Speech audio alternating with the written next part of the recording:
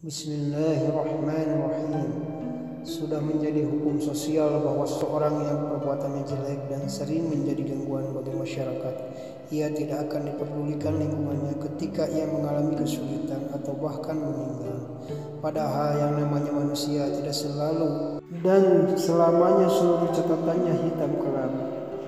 Bisa jadi ada yang baik dan bermanfaat walau hanya sepele, tetapi hal yang kecil dan sepele itulah yang kadang mengundang rahmat dan ampunan Allah. Pernah terjadi di Basra, seorang pemabuk yang sangat buruk orangnya meninggal dunia. Istrinya memberitahukan hal itu kepada para tetangganya, tetapi mereka sama sekali tidak memperdulikan dan tidak mau merawatnya. Karena itu ia memanggil 4 orang buruh paha untuk merawat jenazahnya dan kemudian membawanya ke mushola. Tetapi sesampainya di sana tidak ada seorang pun yang hadir untuk menyelamatkannya. Beberapa orang yang mengetahui hanya melihat dan membiarkannya setelah tahu siapa gerangan jenazah itu. 4 buruh itu pun tidak bisa melaksanakan sholat jenazah karena tidak tahu harus bagaimana.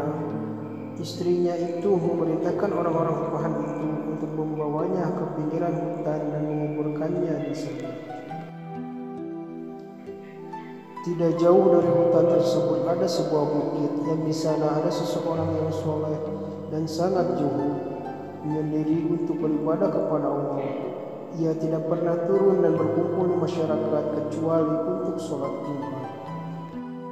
Entah bagaimana asal-muasalnya, tiba-tiba orang itu turun gunung dan mendatangi jenazah sang pemabuk yang tengah digali kuburnya itu, dan ia menyolatkannya. Setelah itu ia duduk menunggu untuk memakamkannya. Peristiwa turunnya sang soleh dan zahid dari pertapaannya di atas bukit itu menjadi berita menggemparkan bagi masyarakat sekitarnya.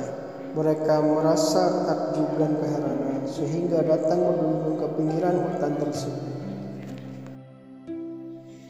Salah satu dari tokoh masyarakat tersebut menghampiri orang soleh tersebut dan berkata, "Wahai Tuan, mengapa engkau menyolatkan jenazah orang itu, sedangkan orang yang sangat buruk dan banyak sekali berbuat dosa kepada Allah?" Orang soleh itu berkata, "Aku diperintahkan tentunya oleh ilham turun ke tempat ini karena ada jenazah seorang yang telah diampuni oleh Allah, sedangkan tidak seorang pun di sana kecuali hanya istrinya."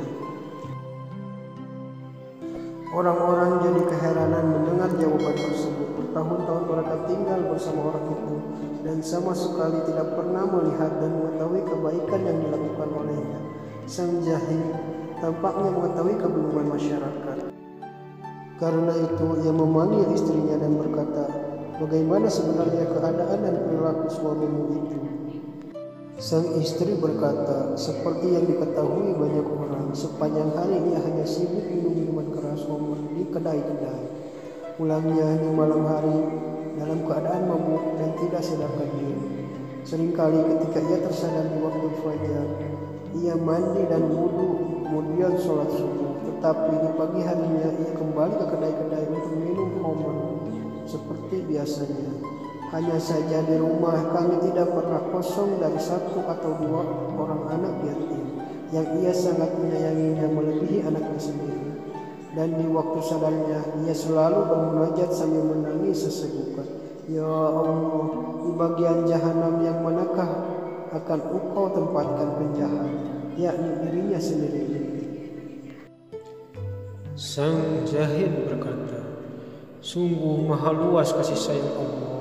Mungkin karena sangat sedikitnya kebaikan yang dilakukannya sehingga merasa rendah dan hina di hadapan Allah, dan juga kesabarannya menanggung kehinaan dan cibiran sinis dari lingkungannya yang mengundang rahmat dan ampunan Allah." Mendengar penjelasan itu, anggota masyarakat yang hadir segera ikut menyolatkan jenazah pemabuk tersebut dan ikut menguburkannya.